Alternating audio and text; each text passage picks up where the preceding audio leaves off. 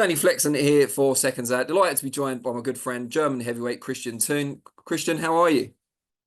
I'm very well, thank you, Danny. How are you? Thanks for having me. No, anytime, anytime. It wasn't that long ago that we last spoke, but there have been a few changes. First of all, you were supposed to be fighting, we talked in depth about it, Erarimi, if I'm even saying that right, in a big heavyweight clash. And he's now fighting Otto Wallin in about 3 weeks' time. Oh, is he? I didn't even know. Oh my God, that's crazy. Yeah. Oh man, it's so frustrating. I didn't know he was fighting Otto Wallin. My God. So basically, in good old fashioned luck that I've had in recent years, we got ready for the fight. I lost weight. I was in really good shape. I was like 67, 68, something around that. And everything was well. It was trained good. We were out in Houston with Filip Hrgović, had great sparring there. And then come fight night, I'm in the locker room. I'm in the changing room, mind you, in the actual locker room, like about to get ready, about to get my hands rubbed. And then the Florida Boxing Commission walks in and says the fight is off.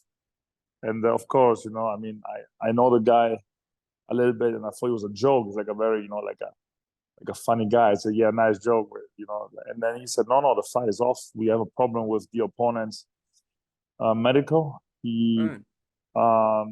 Nothing necessarily bad. It was more like a bureaucratic thing where he's handed in his medical on the Wednesday before the fight. And the fight was on Friday, so pretty much 40 hours before the fight. And there were some question marks that had to be kind of resolved. And, it all went south. So the fight didn't happen in the locker room, sold tickets, got ready, done all this, and it all just fucked up. Excuse my friend. That's fine. It was a really frustrating time. It was a really frustrating night. And to be honest, it's been a quite testing month as well. The last month just been somewhat like a weird month, but things are going well. Things are now going well again. I'm happy I'm in a good place and looking forward to what's next. Well, I do want to talk to you a little bit about what's past as well, in that when we did our first interview, I think 3 years ago now, I remarked upon the fact that you could be somewhat of a jinx, that you tended to spar fighters and then they'd go on and lose their next fight.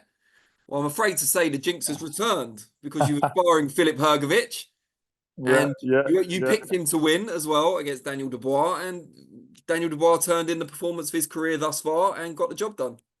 Yeah, absolutely. I mean, Danny, I don't know what it is. What are you doing to these guys in camp, Christian? What are you doing to them? I should just stay home now. Pack it up. No, you know what? I was really surprised, to be honest, because Filip looked really good. And there may have been a thing or two that he may want to disclose. I'm going to talk about it. It's just a smaller thing that I don't want to say anything about it now, but he was ready. He was good. Everything was fine. And I have nothing to say about Filip. I have rather to compliment Daniel Dubois for the performance that he's had. Filip he didn't really look particularly good in the fight. He looked really good in camp, but the fight wasn't as good. But Daniel Dubois looked extremely well. So instead of criticizing Filip, I must rather compliment Daniel Dubois' performance, because really, he took some good shots, and I was the one criticizing Daniel, saying, hey, he's going to walk into one or two right hands and kind of just pack it up and, just take a knee and finish. But he actually took a couple of big right hands and he kept coming and showed heart, determination. Really, Daniel has done really, really, really well in that fight. And I can, really only compliment him. He deserves to be where he's at now, fighting Joshua. And really good stuff, man. Does he deserve to be IBF world champion in your view? Because that's a elevation that's caused some controversy. Wait, hang on. I have a question. So is he now IBF world champion, or are they going to fight for the title? No, he's been elevated by the IBF because he won the interim title against Hrgović, and then when Usyk gave the belt up, he became the new champion. So he will be defending it against Joshua. I didn't know that, actually. How can I mean, I guess the fighter would have, if I would have been him, I would have much rather actually fought for it, type of thing. I mean, he kind of did with Hrgović. It was the interim anyways. But I guess it'd be a much sweeter moment to win it. Like well, he did win it, but it was much easier to actually win it on the night rather than kind of like win an interim to then get an award. Does he deserve it or not? I don't know really. I mean, he definitely had a couple of good performances recently, and I think that he's in a place where he can definitely deserve it. Now, whether he really deserves it or not is now, I guess we have to open a whole chapter and make a whole kind of like analysis or whatever. But well, look, the exciting thing now is that he's fighting Joshua, right? Yeah. And that's definitely a fight that's deserving that belt. So to answer your question, whether he deserves or not, probably yes, but I don't know. But that fight definitely deserves to be backed by a heavyweight title. So I think that's probably the right way of putting it. And Daniel's clearly changed a lot since the days when you used to spar him back at the Peacock all those years ago. Yeah. You sparred Joshua leading up to the Pulev fight for him, although he didn't know that was going to be his opponent when you sparred him. How, from watching Joshua since on TV and so on, how do you think he's changed since those days? I mean, I think Joshua was always, not always, I think Joshua was really, really incredible a couple of years ago. And then the Andy Ruiz thing happened, and he kind of tried to adapt his style a little bit because he kind of, he was trading with somebody and he just got caught.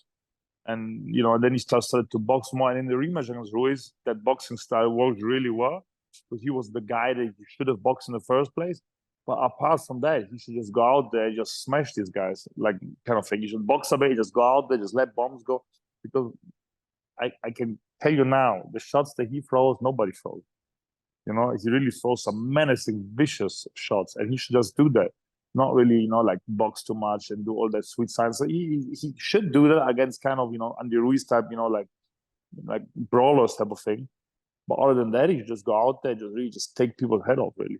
And I think now with his newfound kind of team and everything, I think they've just really told him, listen, that's what you are, that's who you are, that's what you got to do. And it's good to also be able to box. But, your style is just to go out there and take people out behind the jab and, with combinations and whatever. But don't go out there just trying to, like, be Muhammad Ali or anything like that. Again, some people, you may want to do some of it. You just have to. You have to do what, you have to do what is necessary to win a fight. But you cannot do that against other people. Like if for example, if he'd fought Tyson Fury, I wouldn't want to do it. I wouldn't want him to do that. I want him to just go out and just really stick it on Tyson. And whereas if he'd fight, I don't know, I'm just gonna say Andy Ruiz again because of, for lack of other opponent. I'd say you just cannot go out there, just kind of brawl with him, just box him, and once you land a shot, just come out. You follow up with with 2, 3, and 4 and whatever. But don't just go out there and try to like run him over. Because Andy Ruiz he's a chubby guy that looks just awful in terms of athletic shape. I mean, Sure. But he's a bad guy, like he knows what he's doing. So yeah. Now, there's a rumor, or I've heard it from credible sources, I can say, that you might be going into Joshua's camp once again to help him prepare for the fight with Daniel Dubois. Is there some truth in that? You know what? It's actually an interesting rumor because I've heard it as well, but I'm not too sure about it. I mean, I believe that the opportunity is going to come. I've been invited by both camps actually. Well, no, excuse me, I've been invited by Dubois' camp. I do know that it was Joshua's camp. I'm not sure about it, but I think that's also going to happen. This would make sense, and absolutely, if I can be part of any of those camps, I'd be more than happy to do so.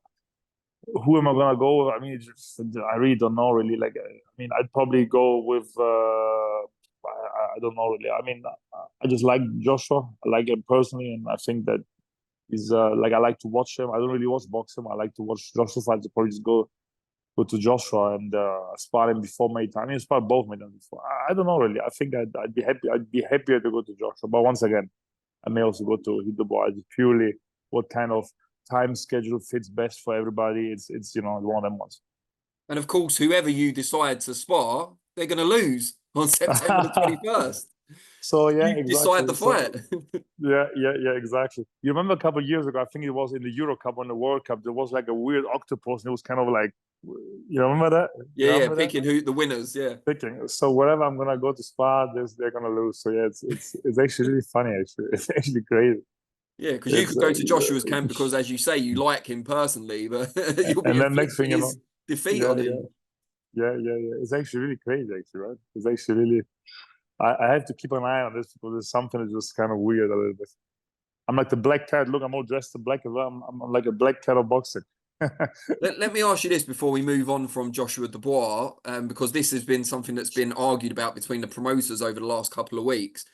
From when you've sparred the two of them, and I know it's some time ago, who hits harder? Who hits harder? Look, let me put it this way. I think that Joshua is everywhere a little bit better in every single aspect than what Dubois is. So I think Joshua can punch a little bit harder. Joshua can box a little bit better. Joshua can pick his shots a little bit better. Joshua is a little bit tougher. Joshua got a little bit better football. I think the only maybe Joshua has also probably got more intensity when he wants to. He can be really, really, intense. Whereas Dubois also has that bounce. Like Dubois is really like in your face all the time as well. So probably on that aspect, I would say that they're even. But to answer your question, I think Joshua is just that little bit better in every aspect. Nothing crazy, we're dealing at a very extremely high level, but I think that Joshua is just that little bit better in every aspect. So I think Joshua should, win the fight. I think, but it's heavyweight boxing, and you got two big punches. Not just like it's not like we have like I don't know two fighters fighting. I'm not really known to be big punches. We got two massive punches fighting each other. So anything can really happen. And more immediately, I believe you're about to go into the camp of Aslanbek Makhmudov for sparring. Is that correct? Yeah, that's right. I'm leaving on Sunday to go to Canada. By the way, I have to do my visa. I just remember. Sorry. Yeah, no, I'm leaving on Sunday for Canada, and he's going to be fighting Guido Vianello, the Italian guy. And yeah, I've never actually been to Canada. I've never sparred Mahmoud. I've never even met him. I'm looking forward to go out there and kind of initiate my camp with this. Initiate. We've been training here there a little bit. We've actually been sparring here now in Florida with Jared Anderson for the Bacola fight. But I've done with him maybe 3 days or 4 days so far, and it was nothing to it. We're doing like 3-4 rounds. I mean, nothing really too crazy. But it's been going pretty good. I'm looking now to use the Makhmudov camp like really like a Kickstarter for my own camp to then really get back into things. So then hopefully fight at some stage in I would say mid to late September, something like this. Having been in there with the best heavyweights in the world, I mean, we know Fury, Joshua, Wilder, we could go on, Dubois, of course. How does Jared Anderson measure up? Jared, he is really good. He's good. He's just different. He's a little bit smaller, obviously. He's got different advantages and disadvantages, type of thing. And well, he's small, but not that small actually. He's not like well, he's a smaller heavyweight, but he's kind of big, probably also 230, 240 pounds, which is not necessarily a small guy or a small heavyweight by any means. He's good. He's good. He picks his shots well. He's got a good little good body shot, and he's technical. He's good. He throws a lot of punches. No, he's good. Just the thing is that, like comparing Joe Anderson with, say, Joshua or somebody like that, it's kind of hard because in different stages of their career and they're also different. Joshua is just really he's just like a monster of a man in terms of size and everything. So is Tyson Fury, for example. And so is Deontay Wilder too, believe it or not. I mean, he also has a different kind of attributes of skills. He only has a big, crazy, phenomenal right hand. So I'm gonna say skill, singular, not plural. Sure. But that thing is phenomenal. Whereas Jared, he's smaller, he's lighter. You can perhaps move him a little bit, but then he can move better himself. So it's really like a different. I really like. I think I've done with your comparison with cars. I'm a big car enthusiast. I love cars, and they have like the famous Nürburgring in Germany, and the Nürburgring lap time is always like the standard for like the automotive industry type of thing, And for example, if I were to compare, for example, Jared Anderson, he may be like a mid-size SUV, for example, type of thing, and he may do the lap in just above 7 minutes. And you got Tyson Fury, he's gonna be like, oh, like a big time SUV type of thing, and he may do it a little bit slower, but still, he's still you know what I mean? It's just different kind of things. Although they're in the same class, actually, they are. Yeah. I think like no, he's good, man. He's good. Like it'd be silly of me to say. I mean, he ticked all the boxes so far, hasn't he? So I really cannot say anything really questionable about him. But we had really good competitive spars, and we both landed good shots. We both, I got a little mark actually over here, somewhere over here, and just an exciting guy to be looking out for, an exciting guy to hopefully fight one day. And going back to you, I believe you've now got a new agent working on securing you those big fights that you would like. So give us an idea of who you're targeting. So I've recently partnered up with Owen Mundo, actually an Irish gentleman, and we've made a list of guys. Look, who am I targeting now? I mean, there's just listen. I'd love to fight all of these guys out there, all of like the prospects, or I guess like prospect plus, if I may say, also guys out there. I love to fight the guys like Ajagba, like Jalolov. There's so many, by the way, so many guys in England out there. And as a matter of fact, I actually rather fight some of these English guys because it makes such an exciting fight. I love English boxing. I love the English fans. English fans are by a country mile the best boxing fans out there. For example, we have got, I don't want to say an old friend of mine because he's more of a new friend of mine. For example, Johnny Fisher, what an incredible career he said so far, what an incredible victory he said the other day. He's gonna need other types of opponents. And I could do all these guys, and with nothing but the respect for Johnny, for the Fishers, for his team, for his coach, for everybody. But what a fight there'll be, It's truly, I want to fight the best possible fighters that my level commands. Of course, I'd rather fight Joshua and Wembley for 25 million quid, but that just doesn't work. So all these guys I just mentioned would really be a perfect match. And I mean, for example, let's just say something. Let's say, for example, Fisher in Johnny Fisher in England somewhere, make it like in England against Germany sort of rivalry, or let it be somewhere else too. And really just get a big thing going. Really just have a laugh and just really get incredible. By the way, he's a big puncher. He's developed incredibly well in the last couple of years. Just really get something exciting going. And I'm not the guy to be calling people assholes and you are shit. I don't want to fight assholes or shit people. I want to fight good guys. Like, I want to fight good boxers that are actually good, and that we can really build up a fight and do something properly. And that's really what I want to do. And he could be the perfect colleague or rather candidate or customer, whatever you want to call it, for this. And so could I be for him. And and then you got Ajagba could be a brilliant fight too, But the thing is that boxing business unfortunately gets ruined always by the sport of boxing always gets ruined by the boxing business. For example, Ajagba now they've invested in him for years, doesn't particularly sell well. You're gonna want to cash out on him with somebody who's gonna pay well. You know what I mean? And unfortunately, I'm that kind of guy. It's kind of risky to fight and probably doesn't kind of command that much. Doesn't command a big pay like a Wilder would, for example. Yeah. So unfortunately, I'm in that kind of little gray zone out there where, these kind of fights would be difficult to happen. But on the other hand, they need opponents too. And what is a record? I mean, I've got 2 handful of fights right now. So we're like, I'm there for taking, and all these managers and promoters and agents and lawyers and advisors and whoever it is out there, trainers, should really unclog their ears now and listen. I am like ready to fight for anything. Like, the better the fight is, the happier I am. And it's not really all about I just get excited to fight these good guys. For example, if I get a call now and I say, you want to fight Joe Blow from Arkansas for 20 grand, I'd be like, I have no interest in doing that. It couldn't be bothered, really, Whereas if you tell me, would you like to fight Johnny Fisher for a Chinese takeout? I'd say, yes, absolutely, I would, or Ajagba or any of these guys. That excites me. I live for big nights. I live for these kind of things. I don't live to fight, a journeyman and just kind of like take over and stuff. So I just couldn't be bothered, really. It doesn't excite me at all. Let me chuck another couple of English names at you.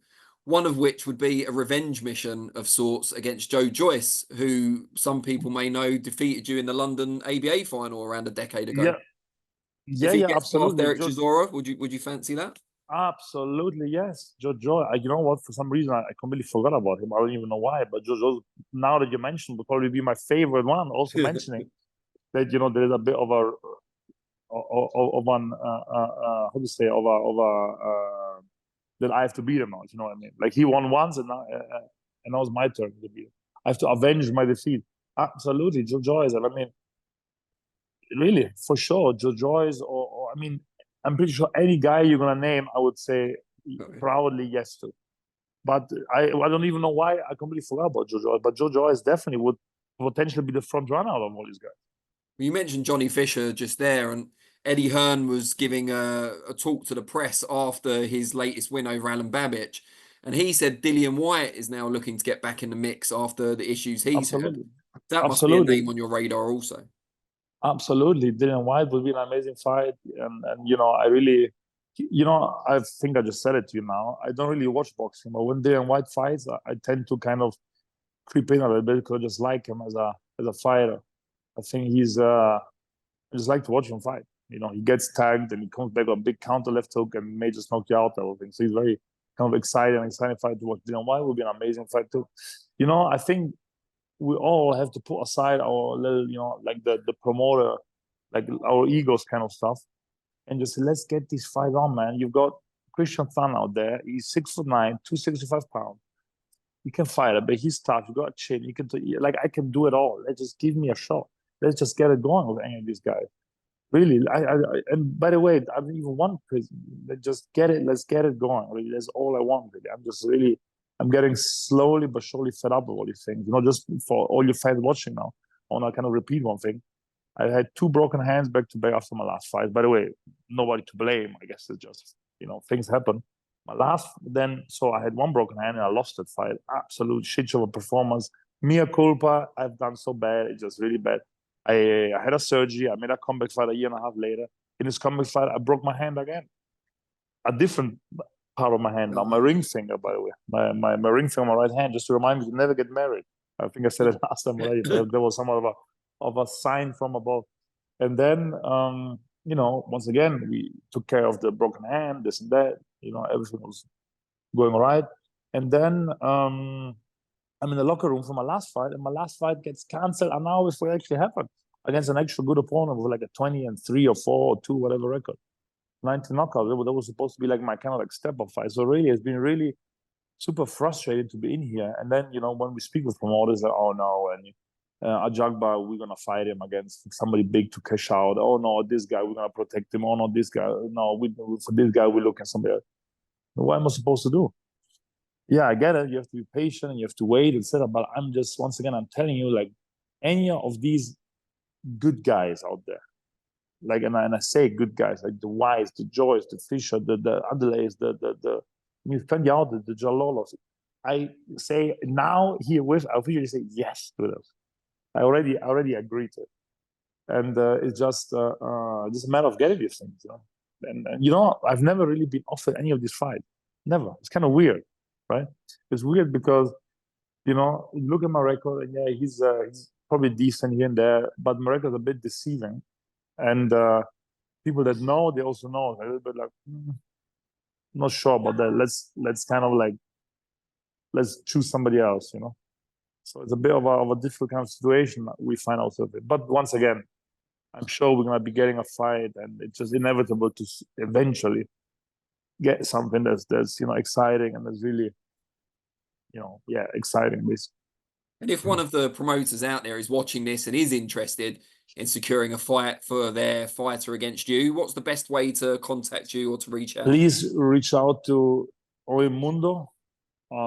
He's my agent. He handles my boxing business, if I may say so.